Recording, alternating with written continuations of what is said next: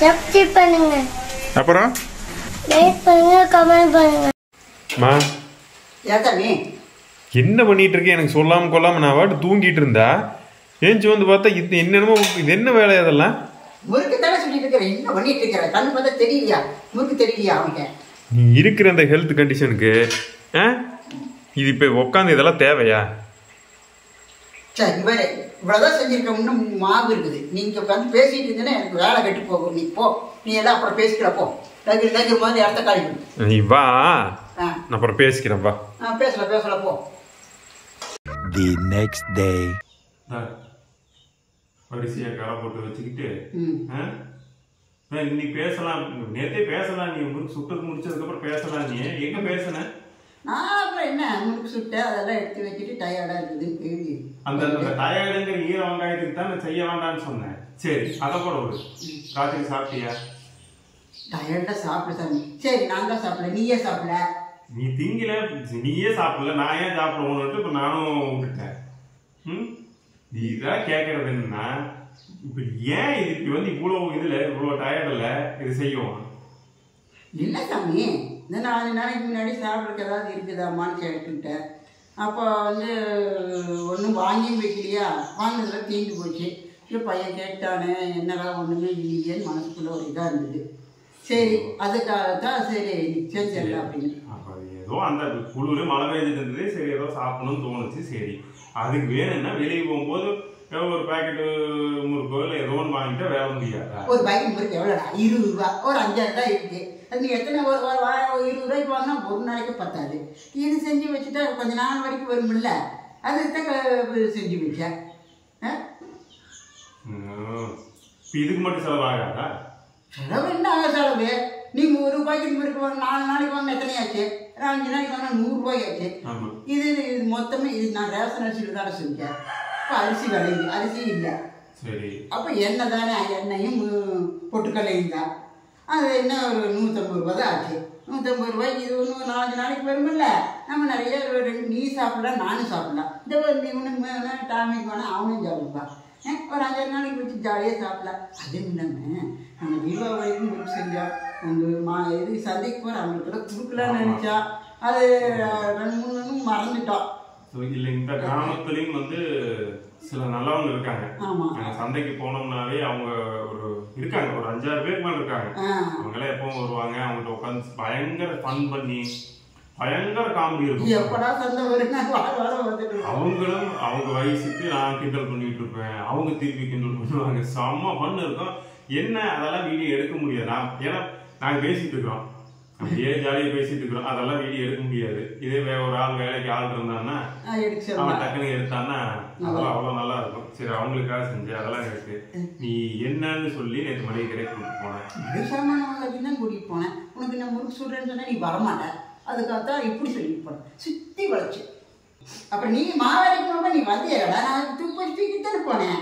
மாவு அரைக்கிறதுங்கிறது நீ இட்லிக்கு தோசைக்கு மாவு அரைக்கிறாக்கு நான் நினைச்சிட்டு சரின்னு கொண்டு வச்சுட்டு போனேன். மாவு இட்லிக்கு தோசைக்கு அங்கே போய் அரைப்போம். நம்ம 2 பேர் இருக்கிறோம். மிக்சியில் போட்டால் 2 டம்ளர் போட்டால் அதை அரைச்சா நான் 2-3 நாளைக்கு வருது. அது எதுக்கு அக்கா கொண்டு போய் கொடுத்து நான் அரைக்கிறேன் வேலை இல்லாமல்? சொல்றேன் முடிவோட தான் எல்லாம் பண்ணியிருக்கேன்.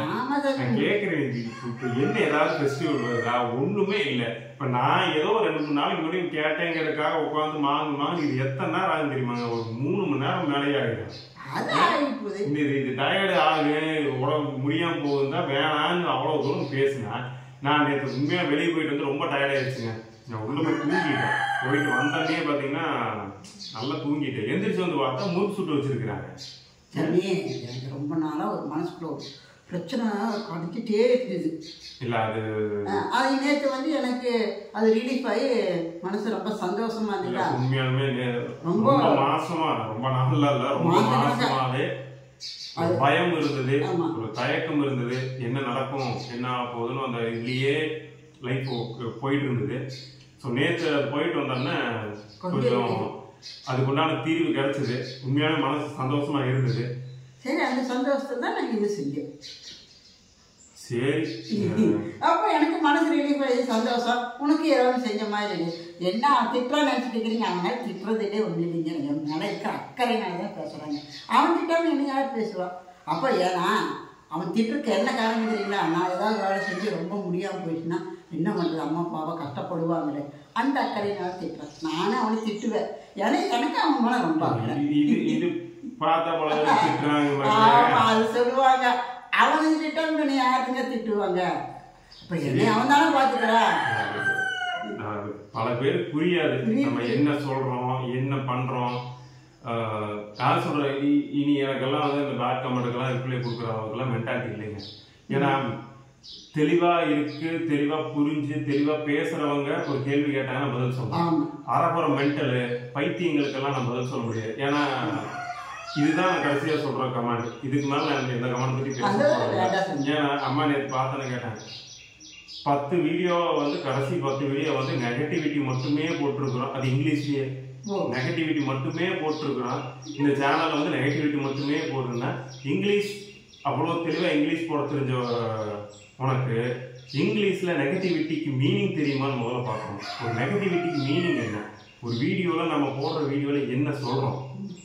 இந்த மாதிரி நடக்குது. நேற்று போட்ட அந்த ஃபுட் ஃபெஸ்டிவல் ஸ்கேம், இந்த மாதிரி பணத்தை வேஸ்ட் பண்ணாதீங்க, அந்த காசுக்கு நம்மளே வந்து ஃபேமிலி இன்னுமே நல்லா ரன் பண்ணலாம் அப்படின்னு சொல்கிறோம். இதுல என்ன உனக்கு நெகட்டிவிட்டி தெரியுது?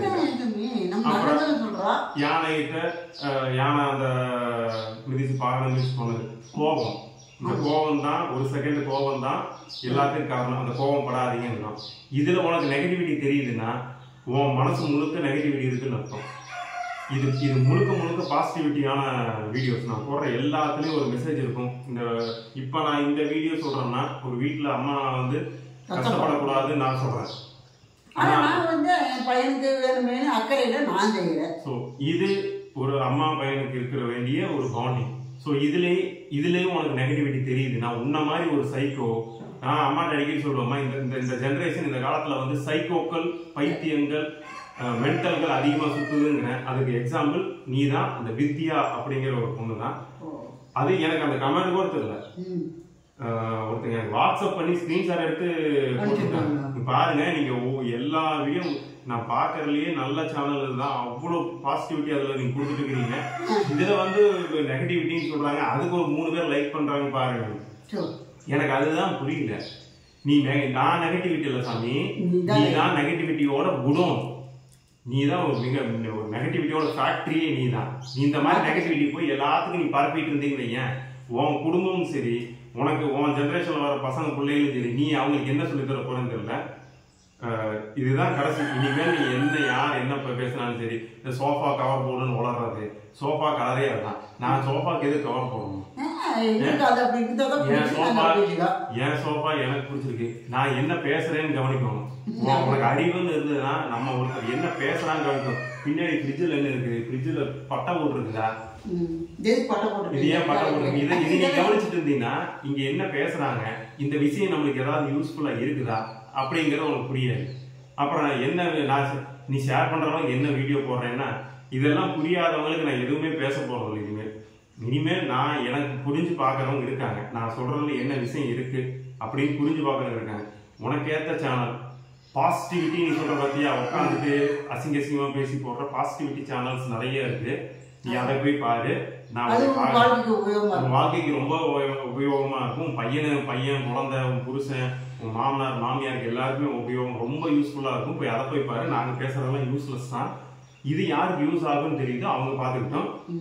ஓகே, முறுக்கு ரெடி ஆயிடுச்சுங்க. நான் என்னதான் கோபம் இருந்தாலும் எனக்கு உண்மையாவே நேற்று ரொம்ப சந்தோஷமா இருக்குது. நேற்று அந்த ஒரு ரிலீஃப், அப்படி ஒரு ரிலீஃப், எனக்கு மைண்ட் அவ்வளோ ரிலீஃப் ஆயிடுச்சு. அதனால நிம்மதியே தூங்குனேன். மதியானம் தூங்கவே மாட்டேன், அவ்வளோ ரிலீஃப் ஆயிடுச்சு. வந்து மதியானம் அப்படி தூங்கினேன். நைட்டும் தூங்கிட்டோம். நைட்டெல்லாம் 9-9:30 தூங்குறதே கிடையாது வாழ்க்கையில. அவ்வளோ சீக்கிரம் தூங்கிட்டேன். சாப்பிடலைனாலும் நல்லா தூங்கிட்டேன். சரி, ஓகே, அவ்வளவுதான். ஒரு குடும்பங்கிறது அவ்வளவுதான். இருக்கிற வச்சு சந்தோஷமா. இது ஒரு எவ்வளவு ஆயிருக்கு, ஒரு 150 ரூபாய் இருக்குமா? 150 ரூபா தான். இது வருங்க எங்களுக்கு பல நாள் வருங்க. எத்தனை நாள்லாம் கணக்கு பண்ண முடியாது, அவ்வளவு நாள் வரும்.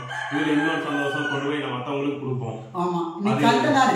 இன்னைக்கு சந்தை, ஸோ இது கொண்டு கொடுப்போம். அவங்களுக்கு அதை விட சந்தோஷமா இருக்கும். அவ்வளவுதான். Share the happiness. அவ்வளவுதான் நான் சொல்றேன். Share the happiness. நம்ம என்ன இருக்கோ அதை சந்தோஷமா வச்சுக்கணும். அதை நாங்கள் சந்தோஷமா இந்த முறுக்கெல்லாம் பெரிய விஷயமானு கேட்டேன்னா எங்களுக்கு பெரிய விஷயம். இந்த முறுக்கு அம்மா சொல்றாங்க, அம்மா கையால் சாப்பிடும்போது ஆஹா இவ்வளோ டேஸ்டா இருக்கா, நீங்க எல்லாமே நான் ஹாப்பியா எடுத்துட்டு போயிடுவாங்க.